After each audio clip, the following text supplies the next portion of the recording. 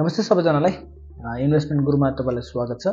आज नेप्सेको कुरा गरौँ। आज नेप्से 2595 मा गएर क्लोज भएको छ, जुन चाहिँ 27 अङ्कले घटेको छ, 1% ले चाहिँ टोटलमा घटेको छ। आज इन्ट्राडेको कुरा गर्ने हो भने चाहिँ लगभग 12 बजेसम्म चाहिँ न्युट्रल नै थियो, तलमाथि भइरहेको थियो, ठिक्कको थियो, एउटै फेजमा चलिरहेको थियो। त्यहाँदेखि त्यसपछि कन्टिन्युस त्यसपछि चाहिँ 12 बजेदेखि चाहिँ मार्केट डाउन भयो र 2595 गएर क्लोज भयो, जसले गर्दाखेरि आज 34 वटा चाहिँ स्टक बढ्यो, 213 वटा स्टक घट्यो र 3 वटा अनचेन्ज। आज टप गेनर कुरा गर्ने हो भने एमएबीईएल, एफएमडीबीएल, पीएचडीसी, एसएमपीडीए अभियान रहेको छ भने टप लुजर कुरा गर्नुहुन्छ भने एमकेसीएल, इडीबीएल, पीएमएचपीएल र एसजीआईसी रहेको छ। टर्नओभरको कुरा गर्नुहुन्छ भने एनआरएन, राधी, यूएनएचपीएल, एसएचसीएल, शिवम रहेको छ भने टप भोल्युममा एसएचसीएल, यूएनएचपीएल, ईएचपीएल, शिवम, राधी रहेको छ। टप प्राइसको कुरा गर्नुहुन्छ भने एसएचसीएल, एचआरएल, शिवम, ईएचपीएल, एचडीएल रहेको छ।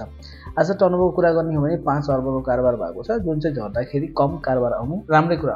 अब यो सामान्य जानकारी भयो। अब मार्केट कस्तो देख्छ टेक्निकल त्यो कुरा हेरौँ है। मार्केटले एउटा राम्रो बाई दिएको छ, कसरी भन्दाखेरि फर्स्ट सेकेन्ड थर्ड क्यान्डल हाम्रो एउटा यो हेरेर बाई गर्ने हो भने अर्को फर्स्ट सेकेन्ड थर्ड क्यान्डल यहाँ बाई छ भनेपछि अब हामीसँग अर्को अप्सन के छ भन्दाखेरि यो बाई दिइसकेको छ। अब मार्केटले चाहिँ योभन्दा मुनि गयो भने चाहिँ अब त हामीले एउटा stop loss, first stop loss यहाँ छ भने सेकेन्ड स्टप लस यहाँ छ। त्यो दुईवटा स्टप लस चाहिँ यहाँ आउँदाखेरि तपाईँले चाहिँ एक लेभलको आफ्नो सेल गर्न सक्नुहुन्छ भने अर्को योभन्दा मुनि गयो भने चाहिँ सेल गर्न सक्नुहुन्छ। अब बढ्दाखेरि भोल्युम बढ्नु र घट्दाखेरि चाहिँ भोल्युम डाउन छ, मान्छे अलिकति बेच्न त्यति खासै आतुर छैनन् बेच्नको लागि, सो त्यसले गर्दाखेरि चाहिँ डराउनु पनि जरुरी मैले कतै पनि देखाएको छैन। मार्केटको ओभरअल सेन्टिमेन्ट राम्रै छ र हामीसँग अब एउटा यो हेर्नुहुन्छ भने एउटा ट्रेन्ड लाइन छ। यो ट्रेन्ड लाइनबाट आज थोरै चाहिँ तल गएको छ है, आज ट्रेन्ड लाइनबाट थोरै तल गएको। सो यहाँबाट भोलि चाहिँ बढ्यो भने चाहिँ हाम्रो फेरि ट्रेन्ड लाइनबाट सिफ्ट हुन्छ। सो लेट्स सी अब यहाँबाट चाहिँ कतिको माथि जान सक्छ भन्ने कुरा हो।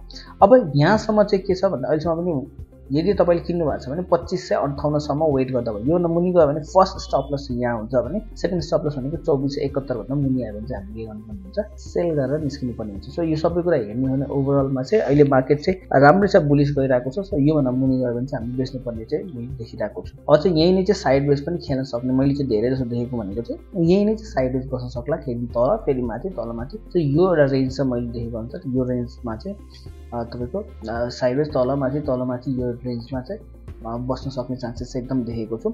सो अहिले आत्तिनुपर्ने जरुरी कतै पनि छैन। फर्स्ट हाम्रो स्टप लस यो छ भने सेकेन्ड स्टप लस यहाँ छँदैछ। सो यदि हामीले एमएससीडी हेर्ने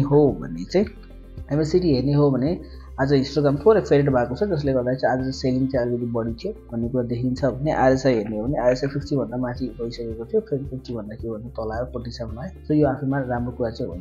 त्यो यहाँबाट चाहिँ बढेर अलि 60 सम्म पुगेको भए चाहिँ अझ एक लेभलको चाहिँ के हुन्थ्यो भन्दा धेरै माथि जान सक्ने चान्सेस छैन। बट के छ भन्दाखेरि अहिले मार्केटमा चाहिँ 60 नभएको कारणले चाहिँ थोरै फेरि तल आउन सक्ने चान्सेस हो कि भन्ने कुरा चाहिँ देखिरहेको छ है। जसले गर्दाखेरि चाहिँ आज चाहिँ सबै लगभग सबै आज रेट नै भनिन्छ। नेक्स्ट चाहिँ 1% घट्दा सबभन्दा बढी चाहिँ आज फाइनेन्स घटेको छ, 2.2% चाहिँ घटेको छ। बाँकी त्यसपछि अरू चाहिँ ट्रेडिङ 0.11, त्यसपछि mutual fund 0.30, banking 0.67, micro finance 0.76, investment 0.87, manufacturing तपाईँको 0.9194, त्यसरी गर्दा चाहिँ तपाईँको फाइनेन्स सबभन्दा बढी घटेको छ। र ठिकै छ, यसले गर्दाखेरि चाहिँ मार्केट अलिकति नेगेटिभ चाहिँ आएको छ। तर अब हामीले कुरा गरिसक्यो कहाँबाट योभन्दा मुनि गयो भने 2548 भन्दा मुनि गयो भने फर्स्ट स्टप लस र सबै आफ्नो पोर्टफोलियो खाली गर्ने 2467 भन्दा तल आयो भने चाहिँ सबै पोर्टफोलियो खाली गरेर निस्किँदा हुन्छ। यसो हेर्ने हो भने बोलिङ्गर ब्याङ्क हेर्ने हो भने यसो बोलिङ्गर ब्याङ्कको ठ्याक्क मिडल ब्याङ्क पनि हामीसँग छ 2478 छ। सो यहीबाट चाहिँ फर्किन सक्ने चान्सेस एकदम धेरै छ। सो लेट्स सी भोलिको मार्केट फर्किन सक्छ। यदि यही झर्दाखेरि एकदमै भोल्युम हाई आइदिएको भए चाहिँ हामीलाई एउटा चाहिँ के मनमा हुन्थ्यो भन्दाखेरि चाहिँ मान्छेले बेच्नलाई चाहिँ आतुर भएको छन् भने त्यति यहाँ चाहिँ के प्यानिक सेलिङ के देखेको छ नि, त्यो चाहिँ हामीलाई यो चाहिँ राम्रो छ है। सो त्यही भएर डराउनु पर्ने जरुरी कतै पनि मैले देखेको अहिले छैन। तर योभन्दा मुनि गयो भने चाहिँ एक लेभलको स्टप लस र सेकेन्ड स्टप लस यो गरेर त्यसपछि चाहिँ मार्केटले हामी एकदम मुनि हेर्न सक्छ। हेरौँ मार्केटले कस्तो दिन्छ है। अब यसरी हेर्ने हो भने आज एक्विजिसनमा हेर्ने सबभन्दा बढी चाहिँ आज के बाई भएको छ भन्दाखेरि सिजिएस सबभन्दा बढी बाई भएको छ 5.9 र सेल पनि 10 करोडको सिजिएस चाहिँ भएको छ। सेकेन्डमा एनआरएन तपाईँको 5 करोडको सेल भएको छ, राधी तपाईँको 5 करोडको बाई भएको छ। सो तपाईँको हेर्ने हो भने बाई सेल लगभग सेम छ भने यदि ब्रोकर एनालिसिसमा हामी हेर्छौँ भने ब्रोकर समरी भने धेरै जस्तो बाई 58 ले 33 करोडको बाई, 32 को सेल बाई बढी, 20 करोडको बाई, 34 बाट 19 करोड सेल, 12 करोड। सो 42 बाट सबभन्दा बढी सेल भएको छ, 16, 15, 1500 लगभग 1 करोडको तलमाथि भइरहेछ। सो 42 वटा सेल, बाँकीबाट चाहिँ नर्मल त 22 सेल देखिरहेको छ। सो कतै पनि मैले देखे हुन्छ चाहिँ डन पनि जरुरी छैन, मार्केट ठिकै छ। यो भन्दा मुनि गयो भने चाहिँ त्यसपछि चाहिँ हामीले प्रफिट बुकिङको लागि हेर्नु पर्ने हुन्छ। सो हेरौँ के हुन्छ। सो मलाई जहाँसम्म लाग्छ यही थोकेर चाहिँ माथि जान सक्ने चान्सेस चाहिँ धेरै छ। यो हाम्रो युट्युब च्यानललाई सबैजना प्लिज सब्सक्राइब गरिदिनु होला। र अस्तिको हाम्रो एउटा भिडियोस हरेक दिनको भिडियोको चाहिँ कमेन्ट सेक्सनलाई चाहिँ हामी के गर्छौँ भनेर हेर्छौँ। सो पहिलो यो good change in polarity clear गरिदिनुहोस् न, यसको psychology behaviour. Change in polarity भनेको केही पनि होइन, यो भनेको तपाईँको अलिकति टर्मिनोलोजी हार्ड भएको मात्रै, केही पनि होइन। यो भनेको के हुन्छ भन्दाखेरि पहिलाको सपोर्ट अबको रेसिस्टेन्स र पहिलाको रेसिस्टेन्स अबको सपोर्ट हुन्छ, त्यति मात्र हो, केही पनि होइन। सो हेरौँ यो के हो। यदि यहाँबाट हामीले तान्छौँ भने यसरी प्राइस के थियो तल आयो, तल आइसकेपछि के हो, यहाँ सपोर्ट लियो प्राइस माथि गयो, फेरि यहाँ सपोर्ट लियो प्राइस माथि गयो। सो सपोर्ट यो थियो र यहाँ के गर्यो, सपोर्टलाई ब्रेकडाउन दियो। सपोर्टलाई ब्रेकडाउन दियो भने चाहिँ के भयो, अब सपोर्टमा के थियो, बायर थिए, तल ब्रेकडाउन दिनु भने के त सेलर जित्नु, बायर हारे, सेलर तल आयो। अब बेच्दै प्राइस के भयो, तल आयो। सेलरले बेचेपछि के भयो, प्राइस मुनि आयो। अब यहाँ के भयो, बायर सकियो, अब सेलर आयो। सो यहाँ सबले के सोचिरहेको थियो, यहाँबाट बढ्छ तर बढेन, तल आयो। सो यहाँको बायर सके, अब सेलर एक्टिभ भयो। सो अब नेक्स्ट टाइम यो प्राइसमा जाँदाखेरि बेच्छन्।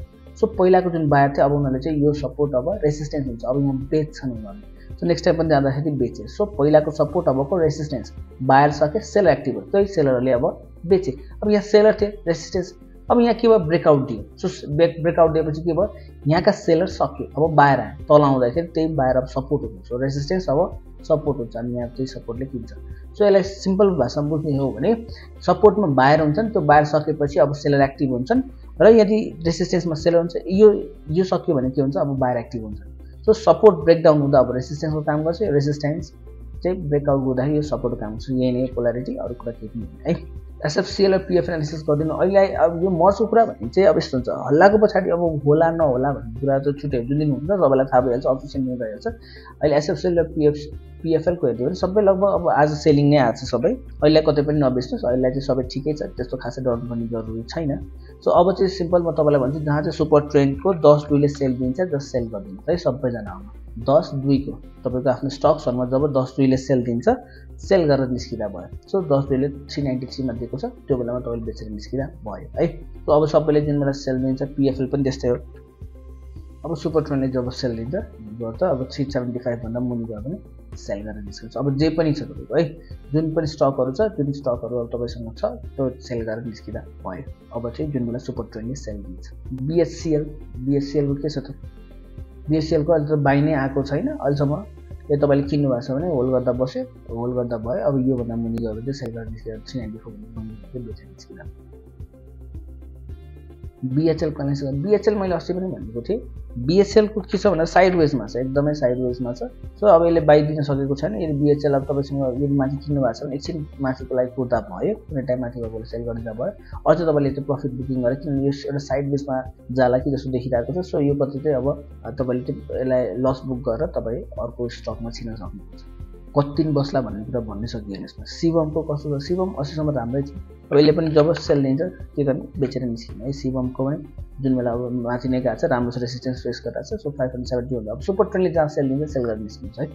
अब सुपर ट्रेन्डले जहाँ सेल दिन्छ, अब चाहिँ त्यो एनजिपिएल पनि सेम। अब सुपर ट्रेन्डले यहाँ बाई दिइसकेको होला, बाई दिइसकेको छ भने अब सुपर ट्रेन्डले जब सेल दिन्छ सेल 350 यहाँ अभियसली तलपट्टि छ, यो बेलामा सेल गरेर निस्किन्छ। किनभने अब तल गयो भने धेरै तल जान सक्ने चान्सेस छ। एसएमएचएल के गर्ने छ, एसएमएचएल तलै छ होइन, एकदम तलपट्टि छ। एसएमएचएल तपाईँले अब 2 महिना अझै हेर्न सक्नुहुन्छ। यदि यसको चाहिँ अब एसएमएचएलको योभन्दा मुनि 770 भन्दा मुनि गयो भने सेल गर्न मिल्यो। अझै तपाईँले चाहिँ अलिकति होइन म चाहिँ थोरै वेट गर्छु भन्दाखेरि हामीसँग के अप्सन छ भन्दाखेरि एसएमएचएलको चाहिँ लकिङ खुल्न लागिरहेको छ। त्योभन्दा अगाडि हामी हेर्छौँ भने ब्रोकन एनालिसिसमा हेर्नुहुन्छ भने एसएमएचएल एकदम धेरै एक्युमुलेट भएर बसिरहेको छ। ऊ आफै पनि निस्किन सकेको छैन। हेर्नुहोस् त 1 इयर भनेको एसएमएचएल ऊ आफै निस्किन 65 करोडको उठाएको छ। सो ऊ आफै निस्किन सकेको छैन। सो हामीसँग के अप्सन छ भन्दाखेरि उसले अलिकति भए पनि यहाँसम्म चाहिँ लिएर जान सक्छ। यतातिर गएको बेलामा चाहिँ हामीले सेल गर्न सक्छौँ। सो यसको हामीसँग नेप्स अल्फामा जानुभयो भने के छ त हेर्नुहोस् त, कहिले छ यो डेटभन्दा अगाडि गयो भने पनि ठिक छ, नगयो भने तपाईँले बेचेर चाहिँ निस्किने है नेप्स अल्फामा। चाहिँ यसमा तपाईँ जानुभयो भने यहाँ छ, यहाँ प्रमोटर लकिङ भन्ने छ, यहाँ एसएमएचएल हेर्नुहोस् त यो डेट 3 महिना छ, 21 मार्चभन्दा अगाडि चाहिँ बेचेर निस्किनु होला। सो अलिकति कुरेर चाहिँ यो लेभलसम्म बेच्न सकिन्छ कि जस्तो मलाई लाग्छ। यो बेला भयो भने बेचेर निस्किन्छ, अरू चाहिँ तपाईँसँग अप्सन चाहिँ त्योभन्दा अगाडि मानु यतै कतै बस्यो भने बेचेर निस्किनु है। हुन्छ, थ्याङ्क यू सो मच सबैजनालाई। अब तपाईँहरूले चाहिँ के गर्नु पऱ्यो भन्दाखेरि मार्केट हेर्नुहोस्। अब उहाँहरूले भनिन्छ कि अब यहाँ नेप्सीमा पनि लगभग नेप्सीमा किन चाहिँ यसपालि बढ्न अलिकति गाह्रो हुन्छ भन्दाखेरि हेर्नु हो भने नेप्सीमा के छ, सुपर ट्रेन्डले चाहिँ भाइदियो, तर आरएसआईको हेर्नुहुन्छ भने हेर्नुहोस् आरएसआई 60 भन्दा माथि गएको थिएन कि। सो त्यसले गर्दाखेरि सुपर ट्रेन्डले चाहिँ फेरि तल आउन सक्ने चान्सेस धेरै छ। सो एक लेभलको चाहिँ तपाईँको योभन्दा मुनि गयो भने चाहिँ प्रफिट बुक गर्न सकिएला कि, तर हेरौँ अब के हुन्छ। योभन्दा तल गयो भने चाहिँ अब चाहिँ सुपर ट्रेन्डले सेल दियो भने सेल गर्नु, किन अब धेरै तल यो बेला सुपर ट्रेन्डले नेप्सेमा सेल दिनु भनेको अब चाहिँ तपाईँले के गर्नुपर्ने हुन्छ, पुरै पोर्टफोलियो खाली गरेर बस्ने, त्यसपछि ट्रेडिङ मात्रै गर्नु, बाई सेल यदि साइड गर्नु बाई सेल गर्नुपर्छ है। या त कुनै अर्को राम्रो स्टक चल्छ भने त्यो स्टकमा चलाउनु, त्यो स्टकमा पैसा लगाउन दिनु। जसरी अहिले हेर्नुहुन्छ भने एफएमडिबिएल राम्रो छ, थोरै मजाले एफएमडिबिएल बढेछ। यस्तो स्टक्स पनि राम्रो भयो भने 20% खान सक्नु है। सो यतिले भन्दा आजको लागि चाहिँ यति नै गरौँ। अब तपाईँलाई चाहिँ केही कुरा जान्नु मन छ भने प्लिज डु कमेन्ट, हामी तपाईँलाई त्यसमा अभियसली रिप्लाई दिनेछौँ। तबसम्मलाई keep learning, keep going, keep trading है।